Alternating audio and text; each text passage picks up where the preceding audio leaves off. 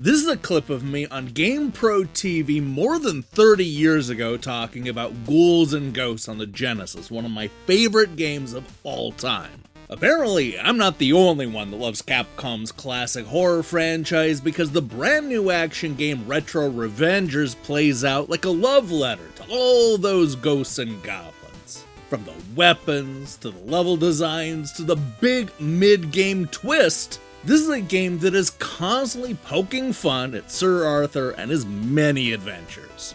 So, that means that this is the best game of the year, right? Well, not so fast, because this new throwback platformer is no picnic in the graveyard. This is my review of Retro Revengers from Shinyuden.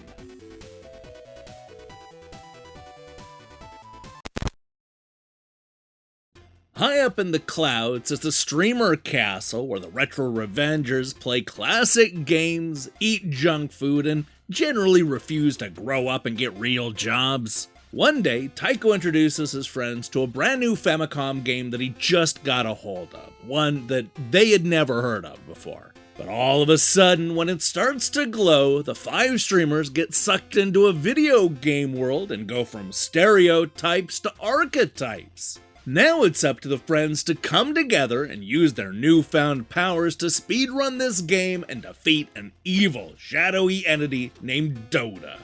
With the streamers initially split up, you'll have to fight through 5 different levels that are based around each character's unique abilities. The 5 friends all throw different projectiles, can cast their own unique magic spells, and even have different styles of jump. For example, one character can float, while another can triple jump using nothing more than the power of farts. You'll also fight with a character who can throw speedy knives at the enemies, while another will throw fire, just like in the Ghosts N Goblins series. And you know what? They have different abilities too, including one character who can extinguish nearby fires, and another who can use their cat-like reflexes to literally walk on the ceiling. Individually, the level designs make good use out of the characters' different abilities. This allowed the developers to make each of the 5 stages stand out and offer unique obstacles. There's a wonderful variety of creative enemies to fight and platforming puzzles to overcome. And the game, it does a good job of showing off how different each of the streamers is. And then, just when you think it's all over, the game throws you for a loop and makes you do the whole thing all over again, this time as a team.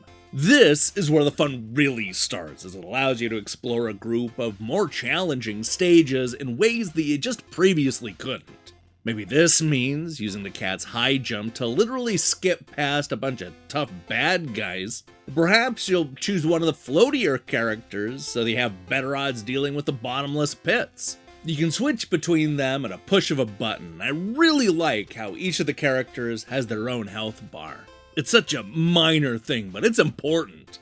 To put it bluntly, this game's second half is a lot more fun than the first, and it's not even close. This is one of those games where you're going to want to rush through the opening nonsense to get to the great stuff, which comes a good hour into the game. Being able to switch between the characters fundamentally changes the game in a good way, especially when it comes to exploring the well-constructed stages. There is a surprising amount of secrets and even hidden characters to find, something you'll want to investigate further in your second or maybe even third playthrough. Unfortunately, switching between the different characters also makes the game way too easy. Yes, the second batch of stages are longer and more difficult than the first half of the game, but even then, seasoned platforming fans will have no problem beating this game in a single sitting.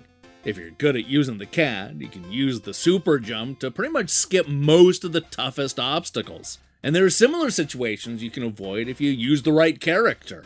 All of this is probably really cool if you're a speedrunner trying to shave off a few seconds from your fastest run.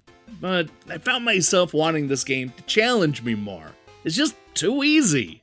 And what makes the lack of challenge especially annoying is that it translates to the boss fights that end before they even have a chance to begin. I honestly don't know if it's because the boss characters have too little life or if the cat's short-range attack is just too damn powerful, but there were a number of bosses here that I could beat in mere seconds. That's a shame, because I really like the look and design of a lot of these bosses. After battling them the first time around, I was kinda hoping that we'd get a second, more powerful form. Sadly, that is not the direction the developer went. So, we're stuck with a lot of boss characters that look tough, but end up giving up before the battle heats up. Visually, the game looks great. Even though the streamers are sucked into a Famicom game, the graphics are definitely of the 16-bit variety. I like how each level looks completely different and comes with their own enemies and obstacles, all of which look mostly authentic to the time that Retro Revengers is trying to evoke. It also controls well, though I certainly preferred how some characters handled over others. Couple that with a strong soundtrack, and you have a solid throwback experience that should satisfy fans looking for that retro flavor.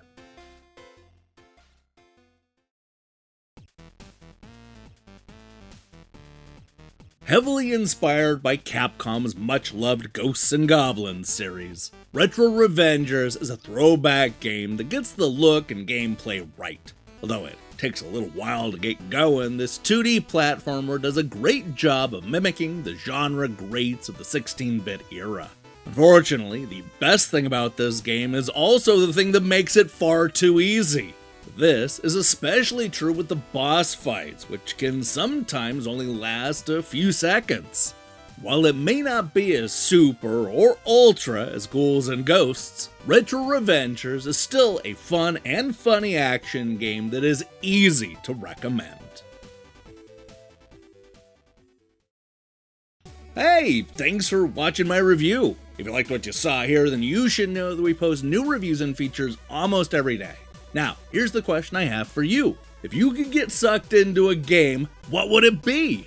Oh boy, there are a lot of ways to come at this question, so I can't wait to see your picks in the comments below. In other news, we'll be back next week with more reviews and a lot more fun.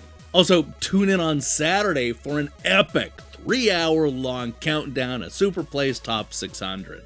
If you've somehow never seen it before, it's great. You're gonna love it. While you wait for that, I strongly recommend you click that subscribe button and support what we're doing here. Until then,